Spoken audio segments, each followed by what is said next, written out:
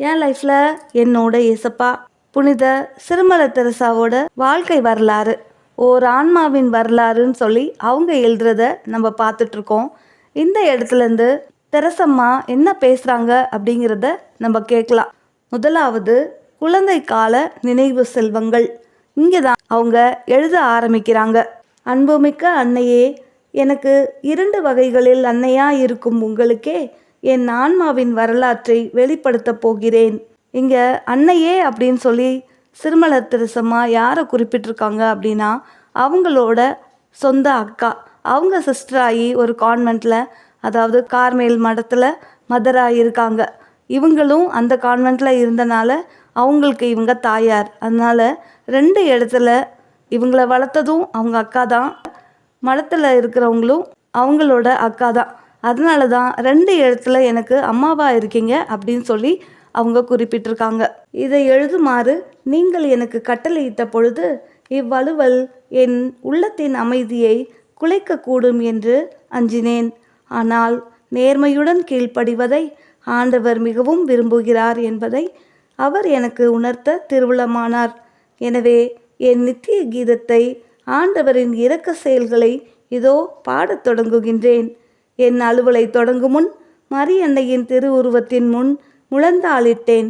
அந்த திருவுருவத்தின் வழியாக அவ்வானுலக அரசி எத்தனையோ முறை தன் அன்பின் வரங்களை நம் குடும்பத்தின் மீது பொழிந்தருளினாள். இவ்வலுவலில் எனக்கு ஒளி தந்து வழிகாட்டவும், அவள் விரும்பாத எதையும் எழுதாமல் தடுக்கவும் வேண்டும் என்று முழந்தாள் படியிட்டு அவ்வன்னையை வேண்டி நிற்கிறேன். பின்பு நற்செய்தி நூலை திறக்கவே கீழ்கண்ட சொற்கள் என் கண்களுக்கு புலனாயின. இயேசு மலை மீது ஏறி சென்று தாம் விரும்பியவர்களை தம்மிடம் அழைத்து கொண்டார். என் இறை அழைத்தலின் மர்மத்தையும் என் வாழ்க்கை முழுவதையும் அந்த சொற்கள் ஒரு புத்தொளியில் எனக்கு துலக்கி காட்டின. ஆண்டவர் என் ஆன்மாவில் பொழிந்த தனிப்பட்ட வரங்களுக்கும் அந்த நற்செய்தி வாக்கியம் விளக்கம் கூறியது. தகுதியுள்ளவர்களை அவர் அழைப்பதில்லை, தாம் யாரை விரும்புகிறாரோ அவர்களை அழைக்கிறார். ஆண்டவர் யார் மீது இரக்கம் வைக்க விரும்புகிறாரோ அவர் மீது இரக்கம் வைக்கிறார். யாத்திராகமம் 33:19. ஆதலின் நம் விருப்பத்தினாலும் அன்று, நம் முயற்சியினாலும் அன்று, ஆனால் இரக்கம் காட்டும் கடவுளாலேயே எல்லாம் ஆக வேண்டும். கடவுள் ஏன் ஒருவரை விட வேறொருவரை விரும்புகின்றார்? எல்லா ஆன்மாக்களும் ஏன் ஒரே அளவான வரங்களை பெறுவதில்லை என்று பன்முறை நானே சிந்தித்து பார்த்திருக்கிறேன். புனித சின்னப்பர், புனித அகுஸ்தின், புனித மதலேன் மரியம்மாள் போன்ற முற்கால பாவிகள் மீது அவர் பொழிந்த தனி பெரும் வரங்களை கண்டு வியப்படைந்திருக்கிறேன். தம் வரங்களை ஏற்றுக்கொள்ளுமாறு அவர் எத்தனையோ ஆன்மாக்களை வற்புறுத்தினார் போலவும் தோன்றுகிறது. புனிதர்களின் வரலாற்றை படிக்கும் தோறும் சில ஆன்மாக்கள் பெற்ற தனி பெரும் சலுகைகளை கண்டு திகைப்புற்றிருக்கிறேன். தொட்டில் தொடங்கி கல்லறை வரையிலும் ஆண்டவர் அவர்களை பரிவுடன் பராமரித்திருக்கின்றார். எவ்வகை இடையூறுமின்றி அவர்களின் உள்ளம் தம்மை நோக்கி தாவி வர துணை செய்திருக்கின்றார். ஞானஸ்தானத்தில் அவர்கள் பெற்ற தூய வெண்ணாடையை பாவத்தினால் கரைப்படுத்தாமல் பாதுகாத்திருக்கின்றார். ஆனால் நாகரிகமற்ற எத்தனையோ ஏழை மக்கள் கடவுள் பெயரையே கேட்க வாய்ப்பு பெறாமல் இறப்பது எனக்கு மிகுந்த திகைப்பை தந்தது. இந்த மறைப்பொருளை எனக்கு விளக்கி காட்ட திருவுளமானார் ஆண்டவர். இயற்கை என்னும் நூலை அவர் எனக்கு கண் முன்னால் திறந்து வைத்தார். அவர் படைத்த ஒவ்வொரு மலரும் அழகு வாய்ந்தது என்பதை உணர்ந்தேன். ஆனால் ரோசா மலரின் வனப்பும், லீலியின் தூய வெண்மையும், செந்நீல பூவின் நறுமணத்தையோ வயல்வெளி சிறு பூவின் இனிமையையோ குறைத்து விடுவதில்லை. சிறு பூக்கள் அனைத்தும் ரோசா மலராக மாறிவிட விரும்பினால் இயற்கை அதன் வசந்த கால வனப்பை இழந்துவிடும். வயல்வெளிகள் பன்னிற புதுமை பூத்து நிற்க இயலா. ஆண்டவரின் உயிருள்ள தோட்டத்தில் மலரும் ஆன்மாக்களின் நிலைவேற்றுமையும் இத்தகையதே. ரோசா மலருக்கும் லீலி பூவிற்கும் ஒப்பான பெரும் புனிதர்களை படைக்க அவர் திருவுளமானார். அவர்களிலும் எளியோர்களையும் அவர் படைத்தார்.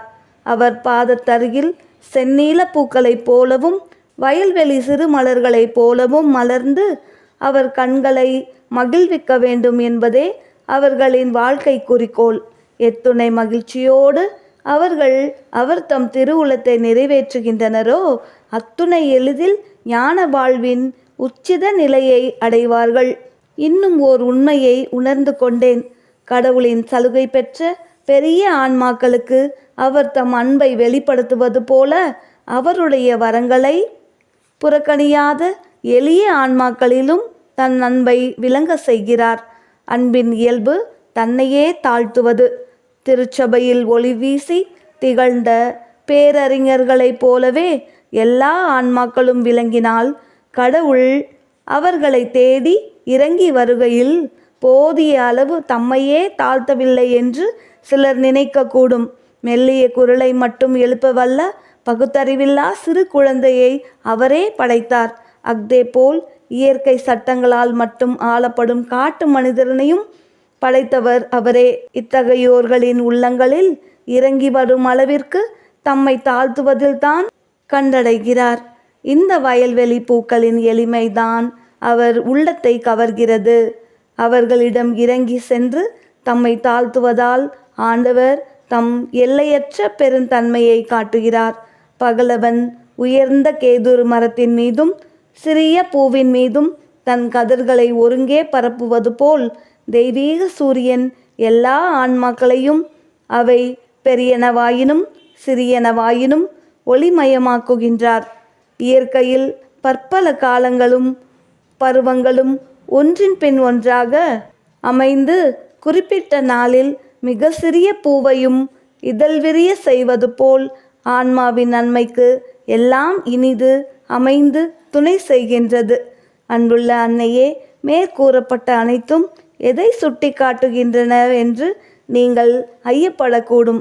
ஏனெனில் என் வாழ்க்கையின் வரலாற்றை விளங்கவல்ல எதுவும் இதுவரை நான் கூறியதாக தோன்றவில்லையே. என் மனதில் எழும் எண்ணங்களை தங்கு தடையின்றி எழுதுமாறு நீங்கள் எனக்கு கட்டளையிட்டீர்கள். எனவே இந்த ஏட்டின் பக்கங்களில் என் வரலாற்றை அதன் முழு உருவில் காணமாட்டீர்கள். ஆண்டவர் தம் பத்தினியின் மீது பொழிந்த வரங்களை பற்றிய என் உணர்ச்சிகளை மட்டும் இங்கே வெளிப்படுத்தப் போகிறேன்.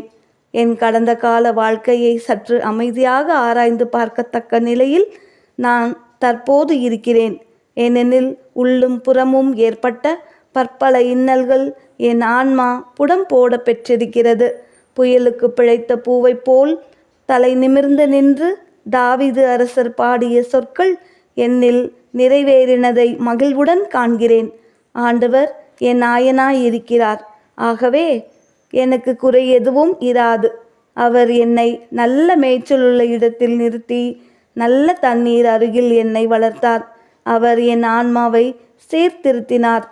தம் திருப்பெயரின் பொருட்டு நீதி நெறியில் எனக்கு வழிகாட்டினார். நான் சாவின் இருள் நடுவில் நடந்தாலும் தீமைக்கு அஞ்சேன், ஏனெனில் நீர் என்னுடன் இருக்கின்றீர். அவர் என்மேல் உருக்கமும் இரக்கமும் நீடித்த பொறுமையும் மிகுந்த தயையும் உள்ளவராகவே இருந்தார். எனவே அன்புள்ள அன்னையே, உங்களிடம் வந்து ஆண்டவரின் இரக்க செயல்களை பாடுவதில் நான் மிகுந்த மகிழ்ச்சி கொள்கிறேன். இயேசு கொய்தெடுத்த சிறு மலரின் வரலாற்றை உங்களுக்காக மட்டுமே வரையப் போகிறேன்.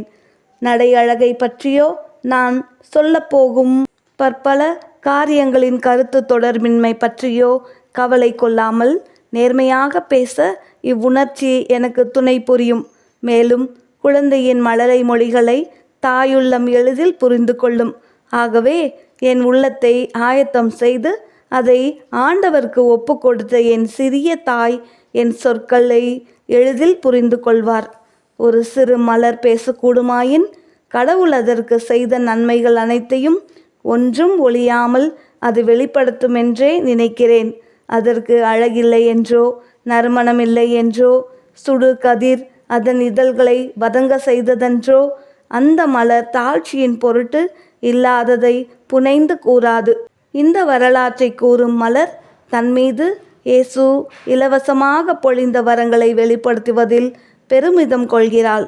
அவருடைய உள்ளத்தை கவரத்தக்க வகையில் தன்னிடம் எந்த நன்மையும் இல்லை என்பதை அவள் உணர்கிறாள். அவருடைய இரக்கம் மட்டுமே அவளை நன்மைகளினால் நிரப்பியது. தூய்மையின் நறுமணம் வீசும் புனிதமிக்க மண்ணில் அவளை அவர் தோன்ற செய்தார். அவள் முளைத்தெழுமுன் 8 தூய வெண்ணிற லீலி மலர்களை அங்கே அலர செய்தார். இவ்வுலகின் நச்சு புகையினின்று அவளை பாதுகாக்குமாறு அவர் அன்பு கூர்ந்து திருவுளம் கொண்டார்.